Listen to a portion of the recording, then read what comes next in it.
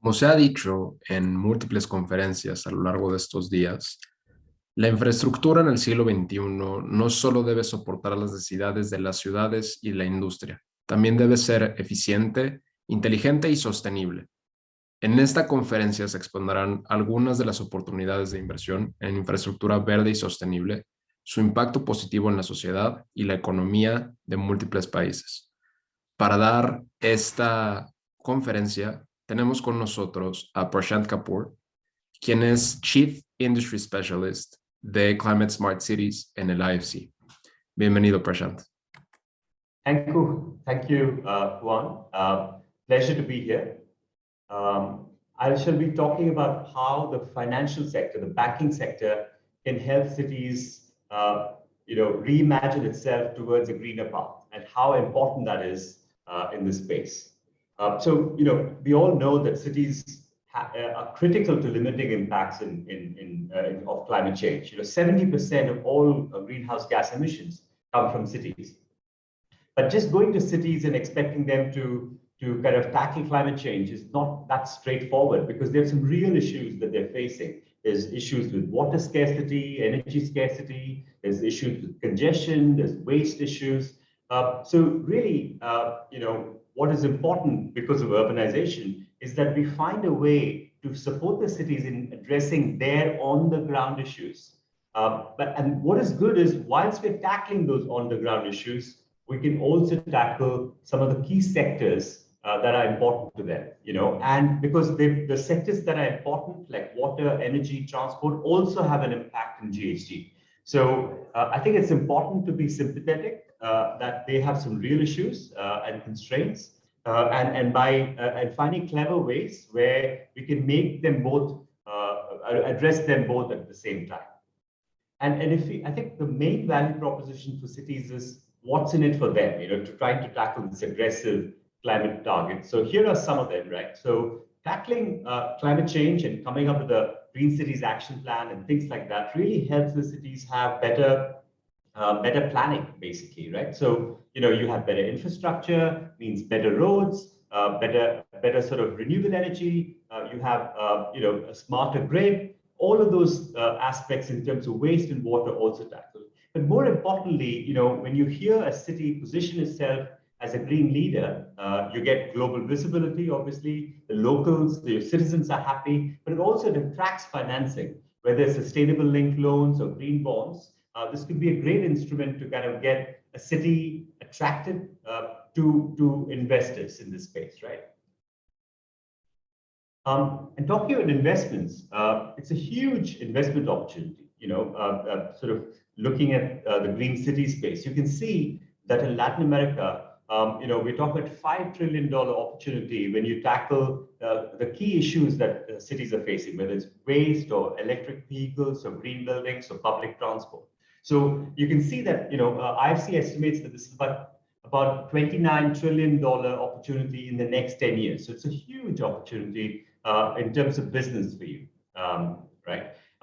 And what we have in IFC, we see this as a big opportunity. And what we have done is found a way to engage cities. We're working in many cities, but what we're trying to do is get the cities to see, come up with a tool where they can get insights on how to tackle some of those ground issues we were talking about: water, waste, public transport, energy.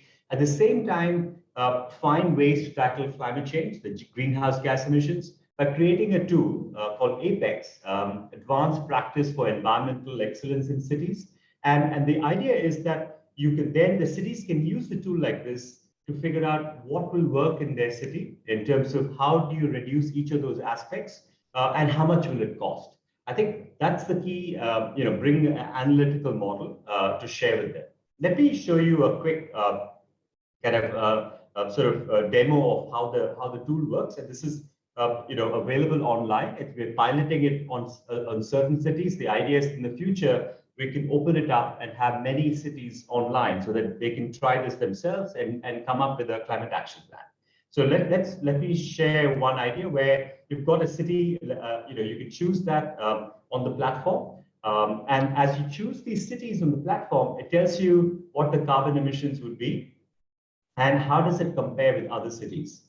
And then what you're able to do is look at built environment, transport, waste, and water, the key sectors that are important to the cities, and then finally emissions that are pushed as an outcome rather than as the only lens to look at, right? So we are in the built environment one.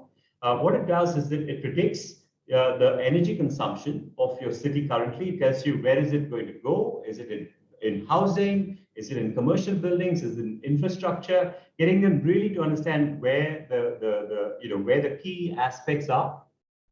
And then it also projects, and they can choose which year they want to look at. It projects what the business as usual will look like. You can see in a city like Chennai, this energy consumption is likely to double in the next 20 years. So, you can imagine this makes them realize actually fixing today's problem is one thing, but in 20 years, we're going to have a bigger problem. So sometimes, getting them to understand that tackling some of the new issues that are going to come might be a little easier, trying to fix them as well as some of the existing ones. And then finally, here you can see we have improved case. This is basically the city in a greener future.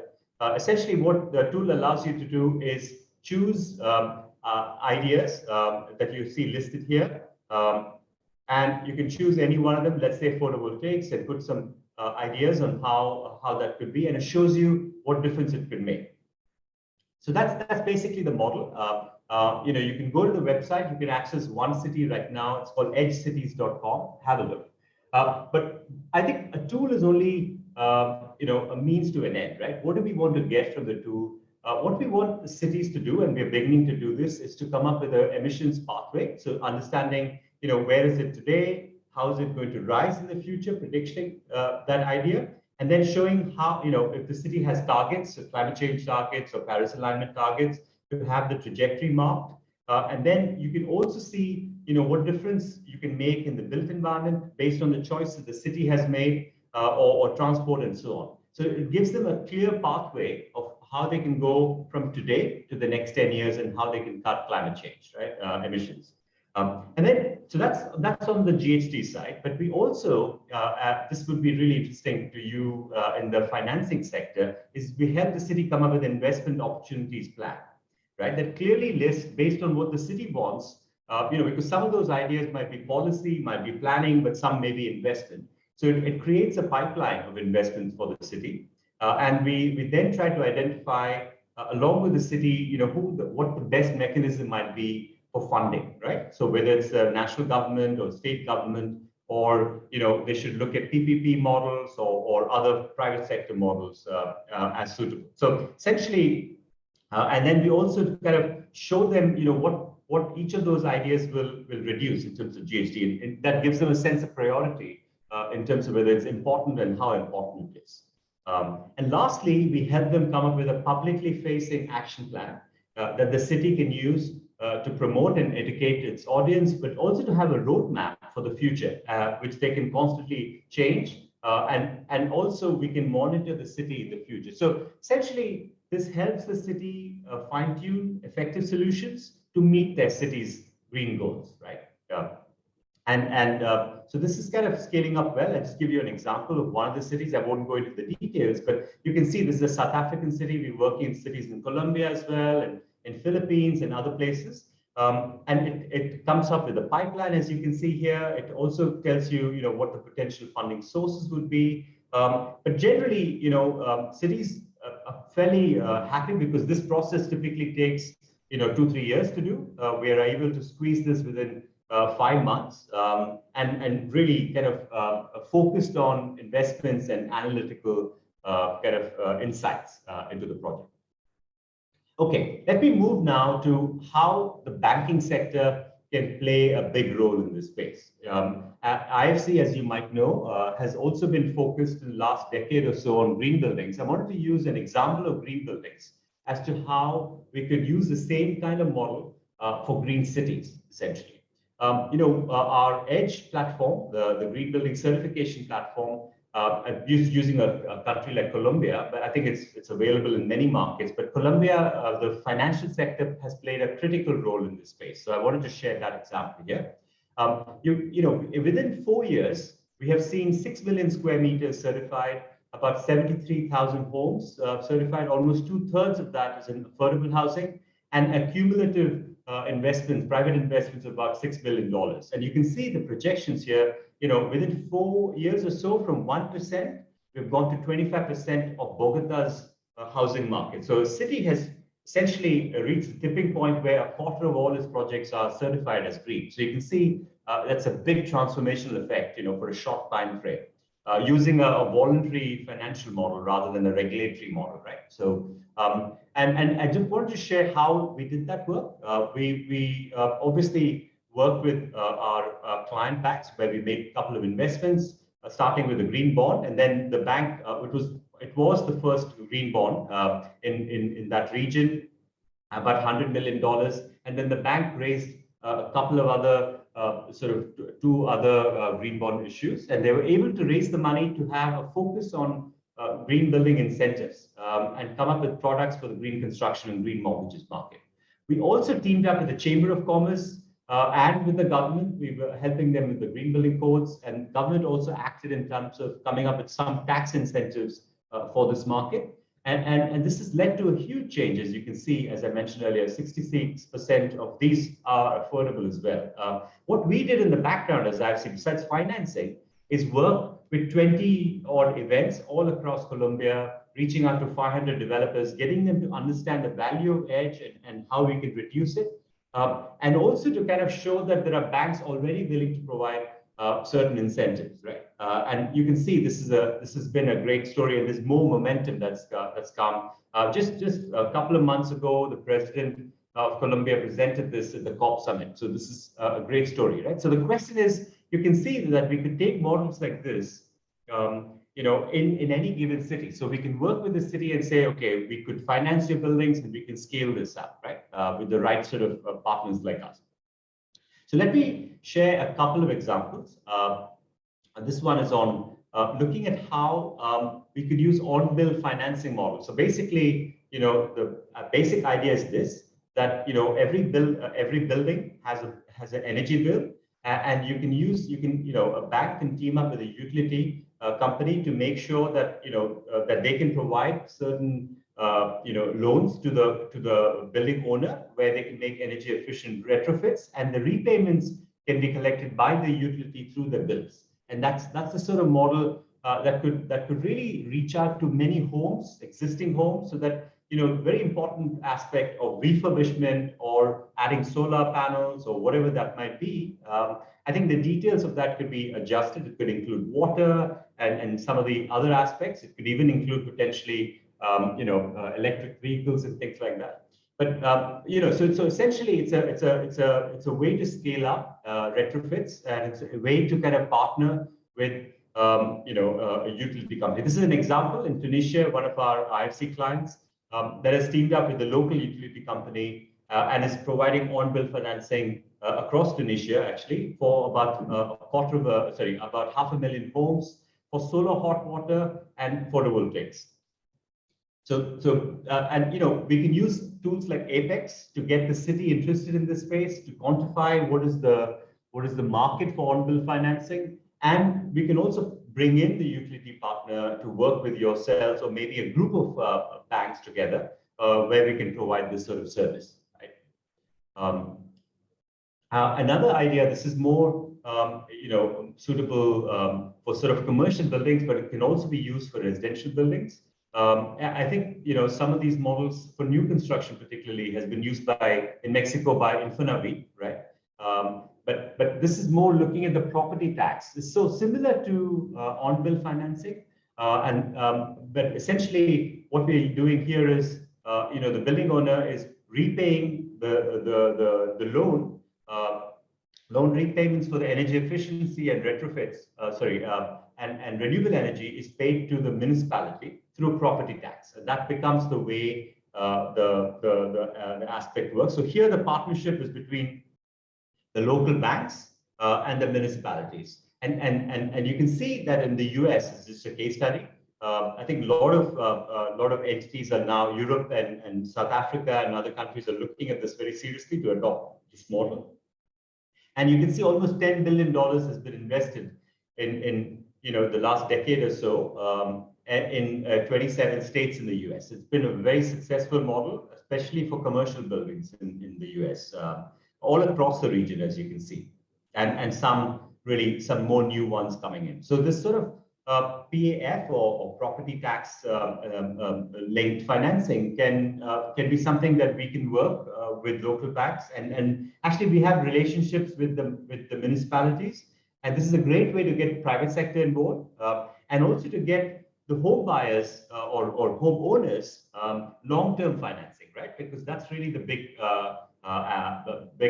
sort of issue. The big so what for why this makes a lot of sense for both the on-bill financing and property tax linked financing is that if a home owner sells the house, it is still linked to the property, not linked to the homeowner. So that really makes it easier for the homeowner to make these investments and also to have long-term sort of repayment as well. I hope sort of these ideas make sense. I'm going to share one last one. This is more looking at the whole city, city as a whole, and essentially here what we are looking to do is, the idea here is that a couple of banks or one big bank in a city or in a state, we can partner with them. We can work with a few cities in that state or in the country to come up with a three-way joint effort. Where the city works in terms of creating the action plan and creating the enabling environment, sort of passing some of the rules and planning. And IFC can assist the banks with financing as well, but also technical assistance in terms of bringing the cities onto the table.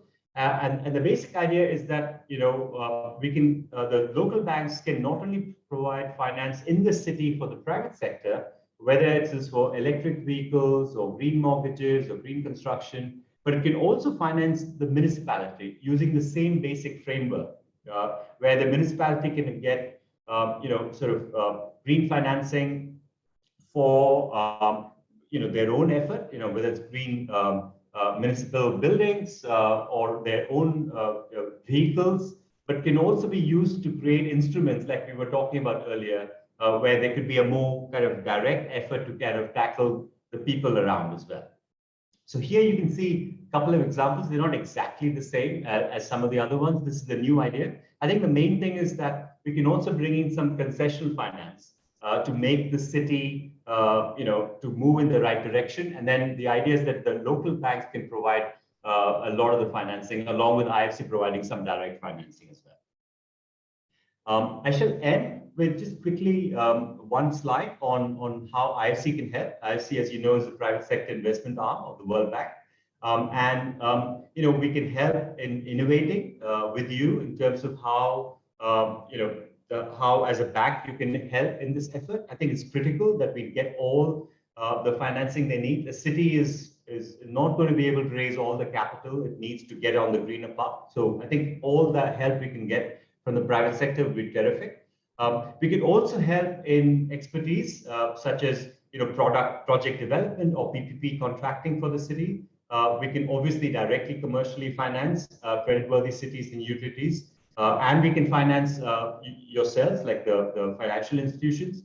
But more importantly, we can mobilize concessional funds as well as mobilize global private network for investments. I shall leave this as the last slide. I think it's really important that we reassess how cities are, we realize and help the city realize how to get there and really revitalize our cities in emerging markets. Thank you very much.